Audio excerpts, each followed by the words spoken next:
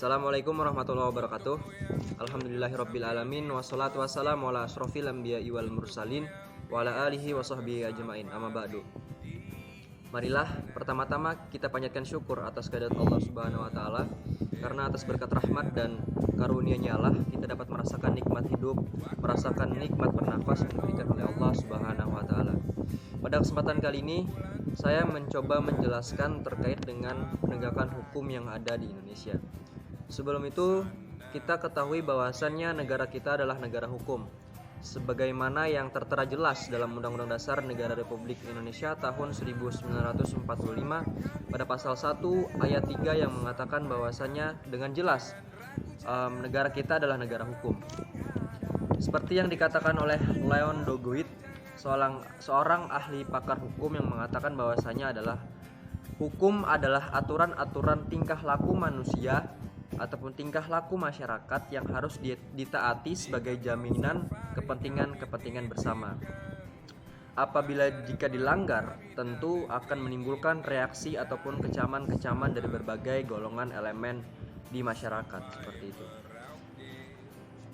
Berbicara tentang penegakan hukum yang ada di Indonesia, salah satu indikator keberhasilan upaya penegakan hukum di suatu tempat adalah ketika hukum tersebut memang betul-betul dijalankan secara dan sesuai dengan hukum-hukum normatif yang sesuai menjadi kesepakatan yang ada di suatu tempat tersebut. Namun jika kita melihat secara realitas, secara nyatanya, ternyata banyak sekali upaya penegakan hukum yang tidak berlandaskan kepada keadilan, tidak berlandaskan kepada suatu kesepakatan masyarakat. Banyak sekali contoh-contoh kasus yang tidak adil, contoh-contoh kasus yang justru tajam ke bawah dan tumpul ke atas. Padahal penegak hukum harusnya memiliki peran strategis dalam menentukan kualitas penegakan hukum di suatu tempat. Jika kita melihat di Indonesia, kinerja para penegak hukum seringkali dianggap tidak kurang ataupun kurang memuaskan masyarakat. Mungkin salah satu penyebab kurangnya kepuasan daripada masyarakat terkait dengan penegakan hukum yang di Indonesia adalah terkait dengan kurangnya kualitas kinerja para penegak hukum. Bahkan banyak sekali jaksa-jaksa penegak hukum yang terlibat kasus korupsi, seperti yang diberitakan oleh Sindunus yang mengatakan bahwasanya dalam kurun 5 tahun terakhir, pada September 2020 yang lalu, mengatakan 22 jaksa terlibat dalam kasus korupsi. Kemudian kasus Jaksa Pinangki yang terlibat dalam kasus Joko Chandra. Kemudian banyak sekali beberapa hal yang menjadi kasus-kasus yang tidak menggambarkan kualitas penegakan hukum yang ada di Indonesia. Masih rendahnya moralitas para penegak hukum yang ada di Indonesia mungkin mengakibatkannya kualitas rendah para penegak hukum yang ada di Indonesia.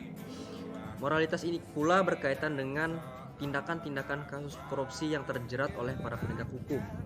Terjerat kasus-kasus tindakan pidana korupsi, tindakan-tindakan gratifikasi, memberikan uang kepada jaksa-jaksa, kemudian jaksa tersebut memberlakukan ataupun menetapkan ketentuan hukum yang tidak adil.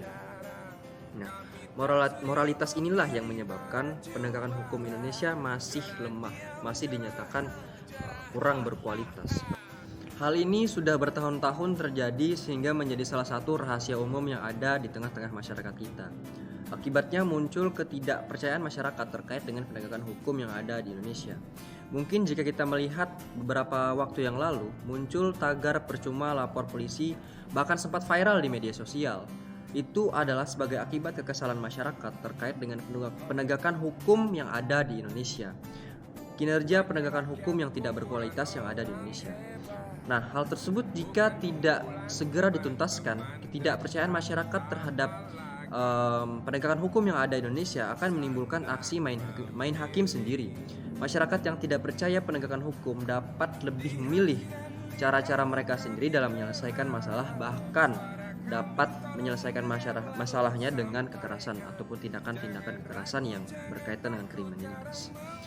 Mungkin itu saja dari sudut pandang saya. Billahi sabilil haq fastabiqul khairat. Assalamualaikum warahmatullahi wabarakatuh.